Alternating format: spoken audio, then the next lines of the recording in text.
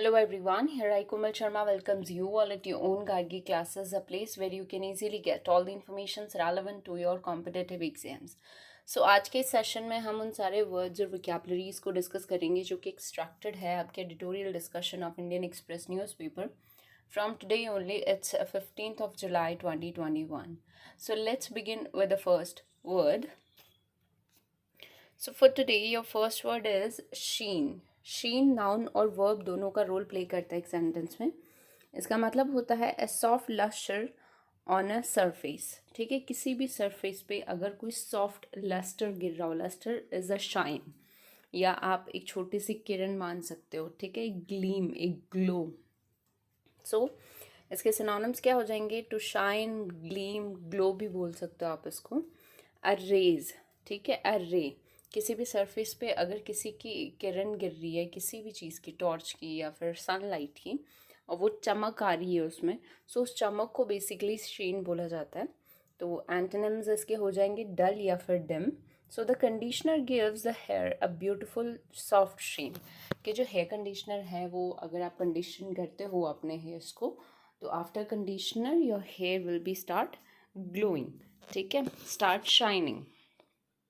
So there we can use this word sheen. Next we have a term that is heifer. Heifer किसको बोलते हैं basically? A young female cow, especially one that has not yet had a baby.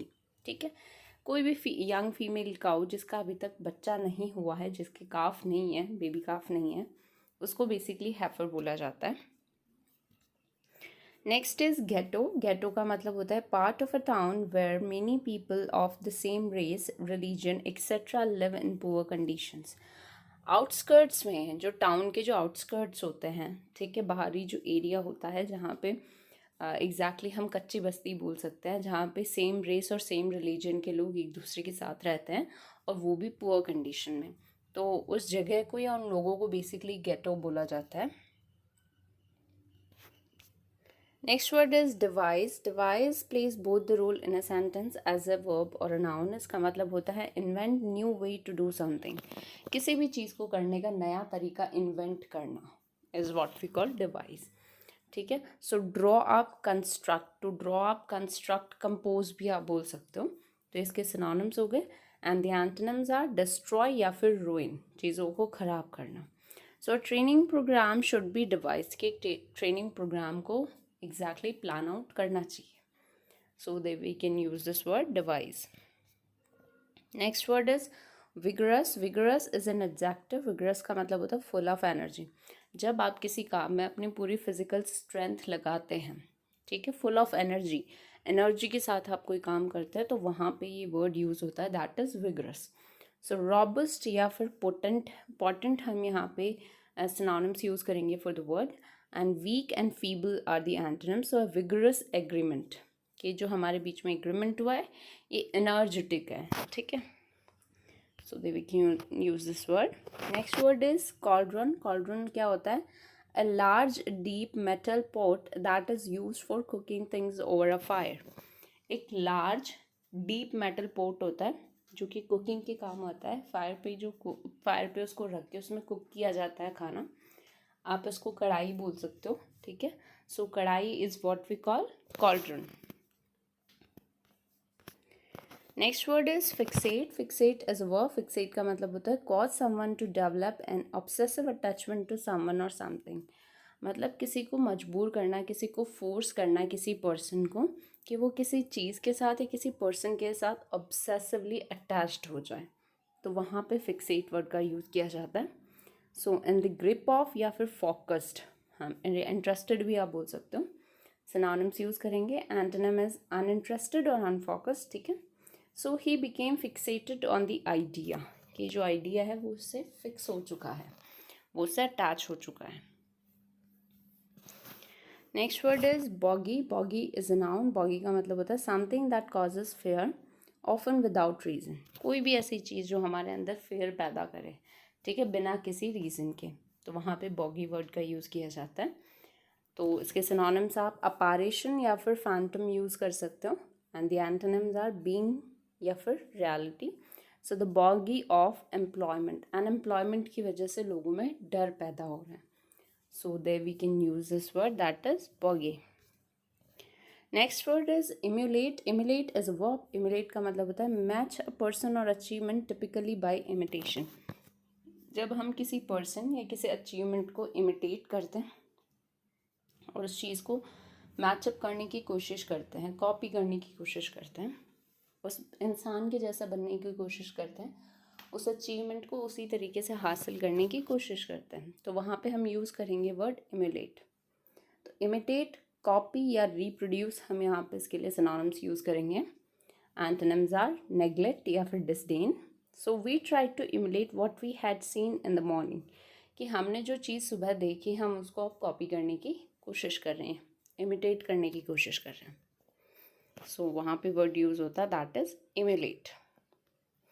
Next term is dissect. Dissect का मतलब होता है to cut up a dead body, a plant etcetera in order to study it. Basically medical line में कोई भी dead body या कोई भी प्लांट को कट अप करके उसके पार्ट्स को अलग अलग करके उसको स्टडी करना is what we call dissect. Next word is concerted. Concerted is an adjective. Concerted का मतलब होता है जॉइंटली अरेंज. कोई भी चीज़ जब एक टीम के साथ अरेंज की जाती है, जॉइंट करके अरेंज करी जाए, ठीक है. सो इसके सिनोनिम्स हो जाएंगे कोऑर्डिनेटेड या फिर United, and the antonyms are separate या फिर individual. So there appears to have been a very concerted attempt to keep things very secret. कि वहाँ पे एक बहुत ही कोऑर्डिनेटेड अटैम्प्ट किया जा रहा है, सब एक दूसरे के साथ मिलजुल कर उस सीक्रेट को दबा के रख रहे हैं, ठीक है, चीज़ों को सीक्रेट रख रहे हैं. So there we can use this word concerted. Next word is amputate. Amputate का मतलब होता है to cut off a person's limbs for medical reasons. Surgery के थ्रू अगर इंसान की लिम्स को कट किया जाता है तो उसको बोला जाता है एम्प्यूटेट, ठीक है. मेडिकल रीजंस की वजह से अगर किसी पर्सन के बॉडी पार्ट को कट किया जाता है सर्जरी के थ्रू, तो बेसिकली उसको बोला जाता है amputate. Next word is ostensibly. Ostensibly is an adverb. Ostensibly का मतलब होता है एज अपीयर्स और is stated to be true though not necessarily so apparently, ठीक है. तो बेसिकली क्या होता है कि कोई भी चीज़ जिसको सही दिखाया जाए, ठीक है, एग्जैक्टली सही नहीं होती है बट सिर्फ प्रूफ के लिए अगर किसी गलत चीज़ को भी सही करके दिखाया जाए तो उसको ऑस्टेंसिबली बोला जाता है. सो एज अपीयर्स और is stated to be true though not necessarily so. तो अपारेंटली या सीमिंगली हम इसके लिए सिनोनिम्स यूज़ करेंगे and the antonyms are genuinely या फिर really. So to kill some time I telephone Regan ostensibly to thank her. तो यहाँ पे एक पर्सन है जो टाइम पास के लिए रीगन को कॉल कर रहा है, उसे कॉल करने के लिए, हाँ, थैंक यू बोलने के लिए हालांकि, ठीक है. रियलिटी क्या है, उसे टाइम पास करना है. और ऑस्टेंसिबली यहाँ पे अपारेंटली क्या यूज़ हुआ है, to thank her. So there we can use this word ostensibly. So these are the words for today. Thank you so much. Stay continue with Gargi classes. और अगर आपको इस सेशन की PDF फाइल चाहिए तो आपको टेलीग्राम पे मिल जाएगी. चैनल का जो लिंक है वो डिस्क्रिप्शन बॉक्स में दे रखा है. Thank you so much.